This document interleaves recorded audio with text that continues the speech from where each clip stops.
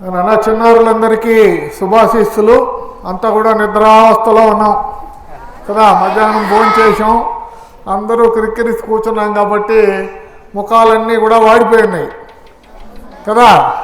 బాగా డల్గా తోదామన్నట్టు తూగితే ఆనందంగా అనిపిస్తూ ఉంది ఇప్పుడు. సరే, ఈరోజు మనకు తిరుపతి నుంచి పెద్దలు ఇచ్చేశారు. మీకు అందరికీ కూడా ఒక మంచి విషయాలు చెప్పాలి అనేటటువంటి ఉద్దేశంతో వారు రావటం, ఇక్కడ పలమనేరులో పెట్టాలని కార్యక్రమం దాదాపుగా 3 మాసాలుగా వాయిదా పడుతూ ఈ రోజుకి వచ్చింది. ఇది 3 మాసాలకు ముందు అనుకోవటం, సరే కొన్ని కారణాలతో ఈ వాయిదా పడుతూ ఈరోజు పలమనేరులో ఎక్కడన్నా పెట్టుకుందాం అన్నప్పుడు బాలికల విద్య మీద కాబట్టి ఈ గురుకులంలో పెట్టుకుంటే బాగుంటుందని నేను అనుకోని మరి మేడం వారిని అడగటం, వాళ్ళు కూడా సరే అని సంతోషంగా రమ్మనటంతో ఈరోజు ఇక్కడ పెట్టుకున్నాం. మరి స్వామి వివేకానంద మహిళా విద్య మీద ఏ విధంగా ఆయన అభిప్రాయాలు వెలుగుతాడనేటటువంటి విషయాలన్నీ కూడా ఇదివరకే మనకు సుధాకర్ రెడ్డి గారు చెప్పారు. మరి చదువుకుంటే మీరు బలం పెరుగుతుందా? మీలో చదివితే బలం వస్తుందనా? వినబడతా ఉందా? అక్కడికి లాస్ట్లో వినబడతా ఉందా? చదివితే బలం వస్తుందా? ఏ బలం వస్తుంది? బుద్ధి బలం. మరి బుద్ధి బలం వచ్చినప్పుడే మన నిజమైన బలం అది. మనం ఇంతకుముందు కూడా నేను రోజు చెప్పాను, బుద్ధి బలం లేకపోతే దేవుడు కూడా మనల్ని చిన్న చూపు చూస్తాడు కదా. ఎందుకంటే మనం గంగ జాతరలో బలిచ్చేదంతా కూడా దేన్నే? గొర్రెపిల్లలు, మేకపిల్లల్ని. అశ్వం నైవ గజం నైవ వ్యాఘ్రం నైవచ నైవచ అజాపుత్రం బలిం దద్యాత్ దేవో దుర్బల ఘాతుక. దేవుడు కూడా దుర్బలుల్ని సంహరిస్తాడు. కాబట్టి మనం బలం తెచ్చుకోవాలి. బలం తెచ్చుకోవాలి అంటే మేధోబలం. ఈ మేధోబలం పుస్తకాల ద్వారా వస్తుంది, రకరకాల పుస్తకాలు చదవటం ద్వారా వస్తుంది. మరి ఒకనాడు మహిళలు అబలలుగా ఉన్నారు. అబలలు అంటే బలం లేని వాళ్ళు కదా. ఈరోజు అబలలేనా మీరంతా? సబలలు కూడా దాటి అతి బలాలు స్టేజ్కి వచ్చేసారు. ఇప్పుడు ఇంకా ఎక్కువ బలం వచ్చింది ఇప్పుడు మనకి కదా. ఎందుకు వచ్చింది? మనమందరం కూడా చదువుకోబట్టి ఈరోజు మనలో స్త్రీల బలలు అన్న మాటను కాలము దిగమృంగి చాలా కాలము గడచన్. స్త్రీలకు గల దక్షత గని కాలమే జేజేలు పల్కు కాలము వచ్చన్. అవునా? ఈరోజు స్త్రీల అబలలు అనే మాట ఎప్పుడో మర్చిపోయినాం. మరి ఈరోజు స్త్రీలు అది ఇది ఏమైనా అన్ని రంగముల మగధీరులను ఎదిరించారని గుండమ్మ కథలో ఒక సినిమా పాట వస్తుంది. లేచింది మహిళా లోకం, నిద్ర లేచింది మహిళా లోకం కదా. ఎప్పుడో నిన్నారా పాట మీరు? కాబట్టి మనం ఈరోజు దేంట్లో పిల్లలు తీసిపోవట్లేదు. నేను రోజు మా బడిలో అబ్బాయిల్ని తిడతానే ఉంటాను. ఆ అమ్మాయిలు చూసి బుద్ధి తెచ్చుకోండి, వాళ్ళు చదువుతున్నారు, మీరు చదవట్లేదు. వాస్తవం ఇది. నేను గతంలో పనిచేసిన పాఠశాలలో అబ్బాయిలు బాగా చదివేవాళ్ళు, అమ్మాయిలు కూడా బాగానే చదివేవాళ్ళు, కానీ అబ్బాయిలు కొంచెం బాగుండేవాళ్ళు. కానీ ఇప్పుడు ఆ పాఠశాలకు వెళ్ళినా అమ్మాయిలు బాగా చదువుతున్నారు, అబ్బాయిలు బాగా చదవట్లేదు.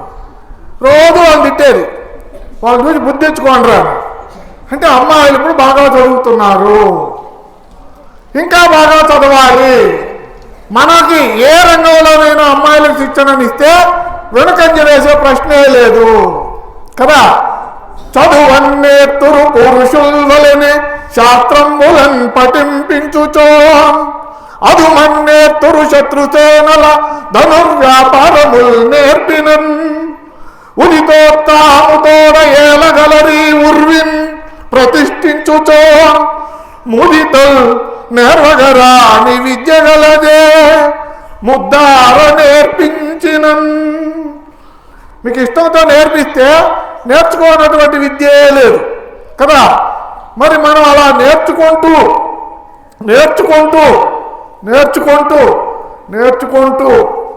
నేర్చుకున్న దానిని చెబుతూ ఇతరులకు పంచుతూ మరణించారు. అలా మరణించిన వాళ్ళు ఎవరా? జీవితాంతం నేర్చుకుంటూ ఇతరులకు పంచుతూ చనిపోయాడు. ఎవరు చెప్పండి?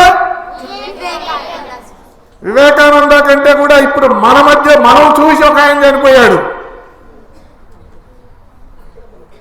అబ్దుల్ కలాం గారు. ఎవరు? అబ్దుల్ కలాం గారు. ఆయన రాష్ట్రపతిగా పదవీ విరమణ చెందిన తర్వాత కూడా రోజు ఎక్కడో ఒక చోట వెళ్ళి ఏదో ఒకటి చెబుతూ, ఒక కళాశాలలో చెబుతూనే అక్కడికక్కడే వాడిపోయి చనిపోయినటువంటి వాడు. మరి అట్లా మనం కూడా చెప్పాలి. ఏదైనా మనకు విషయం తెలిస్తే మన మొహంలో ఒక కళ ఉంటుంది. ఏదైనా ఒక చోట మాట్లాడమన్నారు అనుకోండి, మనల్ని ఆ మాట్లాడాల్సినటువంటి అంశం మనకు తెలిస్తే బాగా కాంతివంతంగా ఉంటాం మనం. అవునా కదా? తెలియదు అనుకోండి, ఎట్లా ఉంటాం మనం? పరీక్ష పేపర్ ఇచ్చారనుకో, అందులో ప్రశ్నలన్నీ మనకు తెలుసు అనుకోండి, ఎలా ఉంటుంది మన మొహం పరీక్ష రాసేటప్పుడు? లోపలే పైకి నవ్వుతామని అనుకుంటాం, లోపలే నవ్వుకుంటా పరీక్ష రాస్తాం. అవునా కాదా? తెలియదు అనుకోండి, పైకి ఏడిస్తే తిడతారని లోపలే ఏడ్చుకుంటా 2 గంటలు పేపర్ ఇచ్చేసి వచ్చేస్తాం. అంతే కదా? కాబట్టి అలా కాకుండా మనం ఎప్పుడు కూడా తలెత్తుకొని సంతోషమైనటువంటి వదనంతో ఉండాలి అంటే మనలో విజ్ఞానం ఉండాలి. మరి ఆ విజ్ఞానాన్ని నింపేటటువంటివి పుస్తకాలు, ప్రముఖుల యొక్క జీవిత చరిత్రలు, విఫలమైన వాళ్ళ జీవిత చరిత్రలు కూడా. ఎందుకంటే విఫలమైన వాళ్ళ జీవిత చరిత్రలు చదివితే కూడా మనకు చాలా నేర్చుకోవచ్చు. ఎందుకంటే వాళ్ళలాగా మనం ఉండకుండా, వాళ్ళు ఏం చేస్తే విఫలమైనారో అది మనం చేయకుండా ఉంటే మనం సఫలం అవుతాం కదా.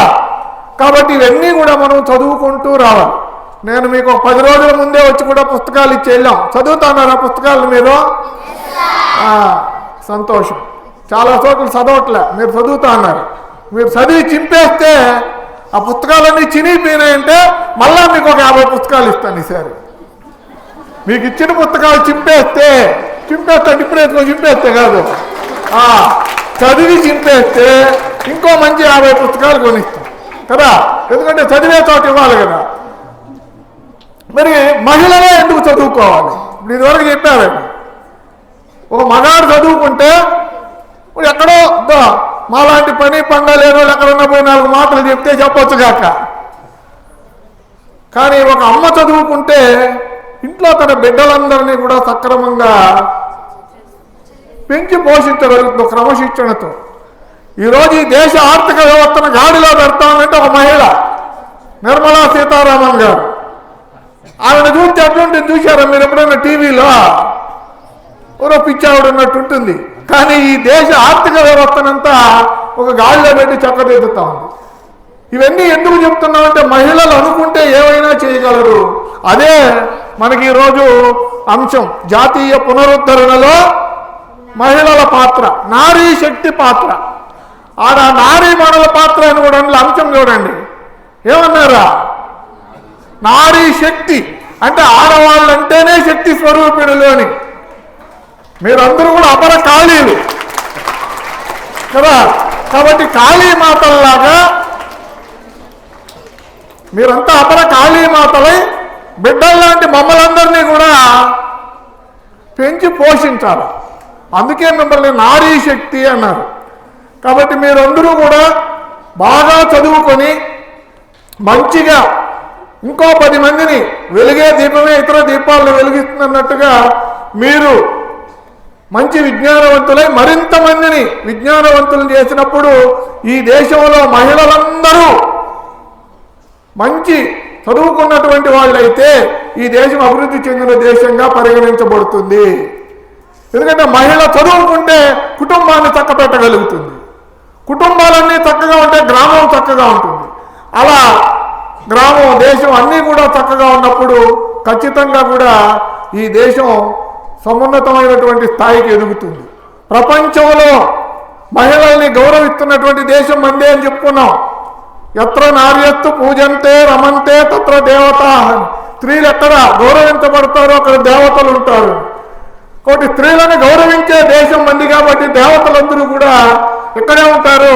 అప్పుడప్పుడు మనం టూర్కి పోయినట్టుగా వాళ్ళు కూడా ఇతర దేశాలకు వెళ్ళి వస్తూ ఉంటారు. కాబట్టి దేవతలంతా ఎక్కడ ఉంటారా? దేవతలంతా ఏ దేశంలో ఉంటారా? ఏ దేశం పైన ఉంటారా? మన దేశం పైనే ఉంటారు వాళ్ళు. ఎందుకంటే ఇక్కడే కదా మహిళల్ని పూజిస్తూ ఉన్నాం మనం. కాబట్టి ఇక్కడే ఉంటారు అందరూ.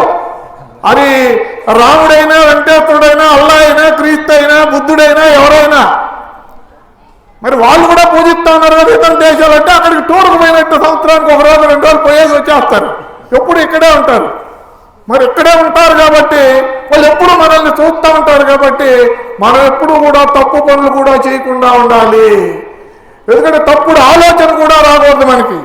తప్పుడు ఆలోచన వస్తే కూడా పైన వాళ్ళు ఉంటారు కదా తదాస్తు అంటే అది మనం ఆ తప్పుడు ఆలోచన కార్యరూపం దాల్చే పరిస్థితి ఉంటుంది. కాబట్టి అలా కాకుండా మంచి ఆలోచనలతో మంచి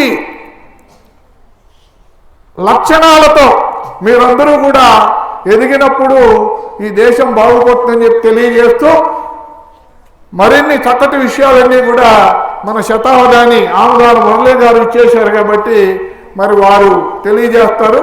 అవన్నీ కూడా విని మీరందరూ కూడా ఆనందంగా ఈరోజు ఇక్కడ కూర్చున్నందుకు 2 గంటలు మేమేదో తెలుసుకున్నాం అనేటటువంటి పరిస్థితిలో మీరు మళ్ళా తరగతులకు వెళ్ళాలని చెప్పి ఆశిస్తూ సెలవు. నమస్తే.